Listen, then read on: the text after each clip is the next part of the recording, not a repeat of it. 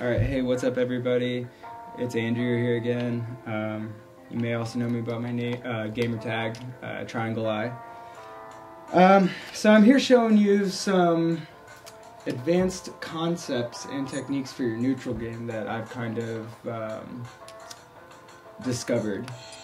So basically you're going to set your special move and your attacks to one of your triggers.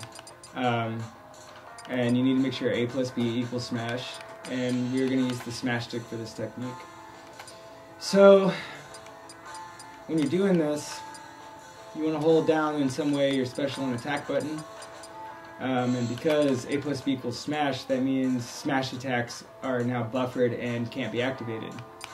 But our smash attack stick is still going to do things other than smash, because of the way it puts inputs in and deactivates your left stick's inputs.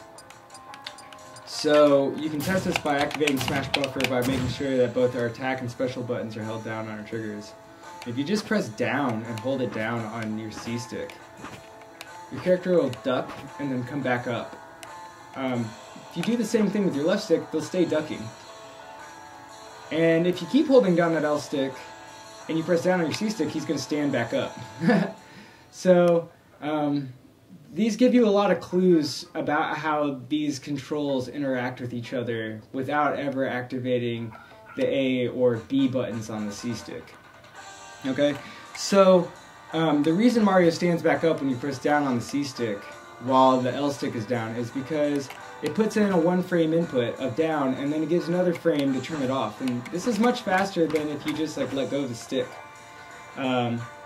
It's how it guarantees smash, and it's how it guarantees that you're going to get smash tosses and stuff like that.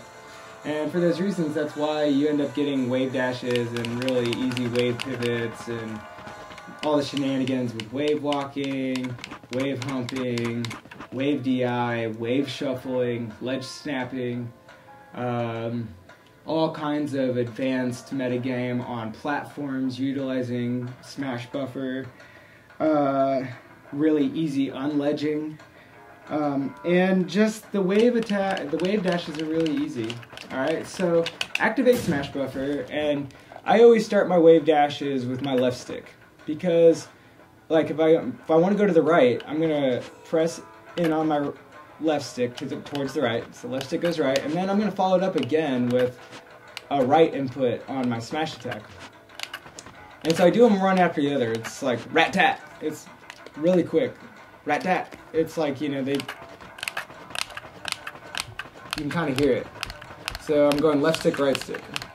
And most of the techniques I'm going to show you with this start with the left stick, end with the right stick, because the right stick is going to cancel and return your left stick to neutral when you input it, but it's also going to give an additional forward input. So because of all of this, it allows you to get your frames to overlap for these dashes in a way that makes them much more consistent than just trying to press forward on your left stick. Because I mean, you can get pretty good at doing it, but eventually, like, just the way the momentum of your stick, and yeah, it's just not consistent. You're going to end up getting slides and get Shrek for it. The other thing is the way that I learned a perfect pivot before this, like, you know, it has you kind of flicking the stick around, and most of the time you're going to get, like, these really bogus inputs that look like that. This doesn't have any of this. You can do this all day long. Alright, so wave dash is left stick, forward, right stick, forward. And I kind of do forward, up, forward on the C stick. You can also try and do this with just the C stick, but it's just better if you tap both forward. I've played around with a lot of techniques, and there's a lot of ways to do it, but this is like a really fast way, and yeah. So wave pivots are very similar, but instead of pressing in both of your sticks in the same direction, you're not going to do them in the opposite direction. So to wave pivot to the left, I'm going to flip my left stick to the left and my right stick to the right. Okay, and to go to the right, I'm going to flip my left stick to the right, and I'm going to flip my right stick to the left. So the sticks will be going towards each other when I'm pivoting to the right. And the sticks will be going away from each other as I'm pivoting to the left. And so when you understand this, you can incorporate it where you can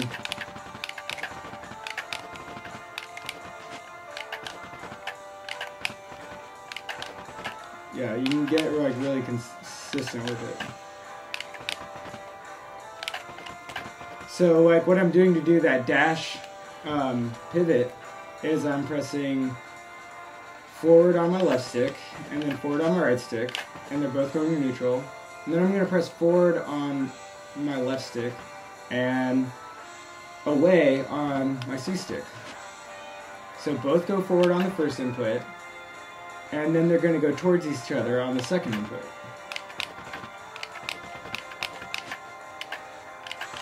And there is some timing involved with this, but it's like not as strict as trying to do perfect pivots like a lot of the other ways I've seen.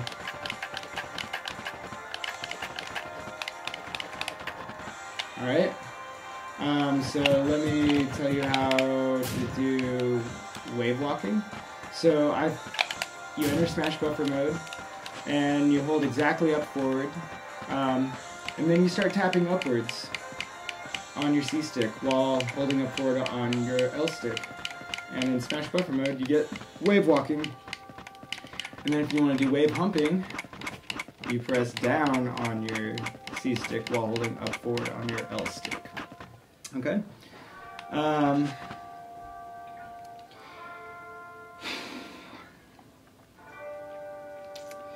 For the wave DI and the wave shuffle, they both pretty much work the same, and it works off these principles I've showed you. So if you're getting KO'd out the top of the screen, while you're in knockback and hit stun, flying through the air, activate both your L and your R triggers, and start mashing both of your sticks, left, right, left, right, left, right, left, right, into the direction that you would like to go. Now, keep in mind that your C stick is deactivating your L stick when you do this, and also the C stick I don't think can input diagonal inputs, because to get a diagonal input I think it has to go C left plus C down, like if you want to do like down left, and the C stick is only going to give you one frame of one input in one direction, so you only got up, down, left, right, so utilize that. So like I'll kind of sometimes be smashing my left stick like at a downward angle,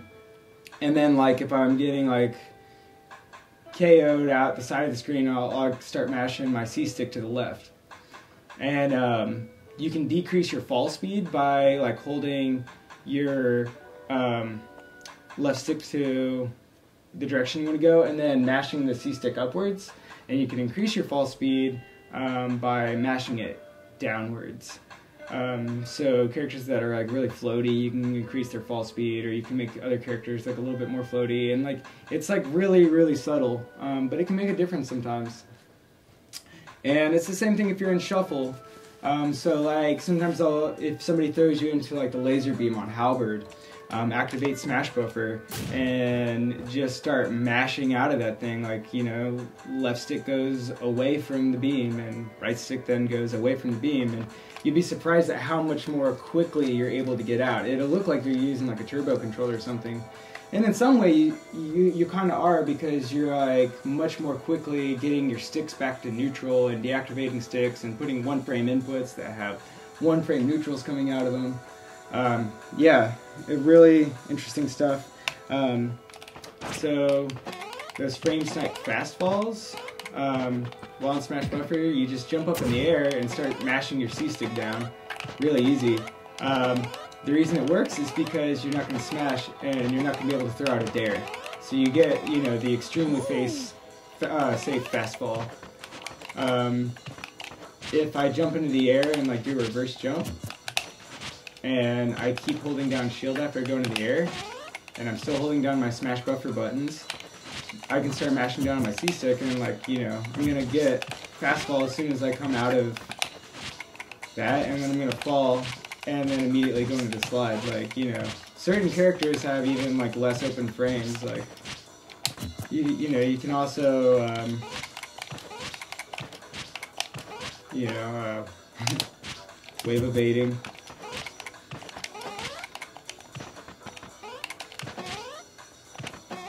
It can be really nice to set up fastballs. You see, like, I don't have to stop holding forward to get that fastball.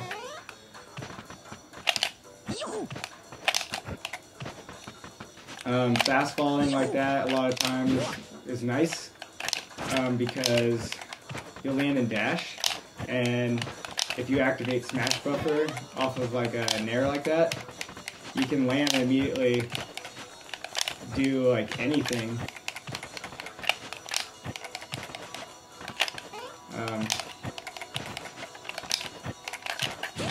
You just gotta make sure that, yeah. Alright. Yeah, that's pretty much the basics of what SmashBuffer can do, and kind of some tips on how to better access its strengths. I'll go over real quick the ledge snapping.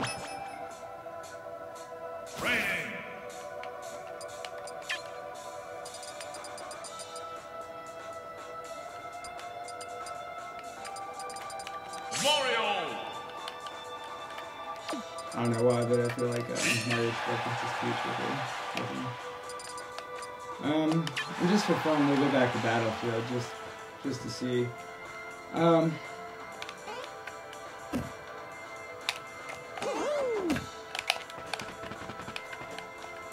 So, as you're wave dashing, so I'm going left stick forward, right stick forward, release. When I get to the end, I keep tapping forward on my left stick, and I kind of just hold forward, and then, you just have to kind of get a sense for it. Like, with a little bit of practice, it's really not that hard. Like, you just go forward on your left stick and down on your C stick. And you just gotta make sure you break the ledge. And you gotta be careful too, because if you miss it, it can be bad. Like, yeah, I don't know.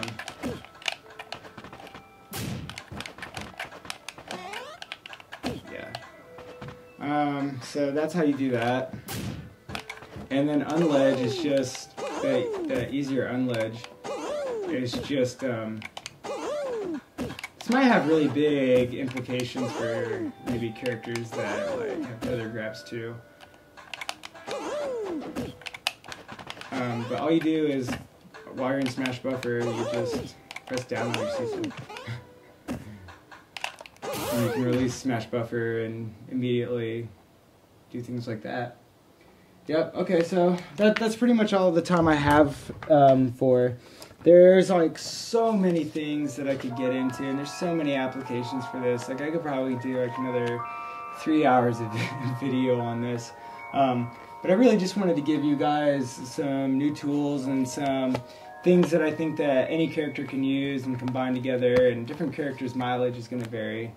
If you really enjoyed or found some of the information I shared today in this video really helpful, and you want to help me out, I'm really looking for a NESS amiibo. It's the only amiibo I want, really. Earthbound is my favorite game.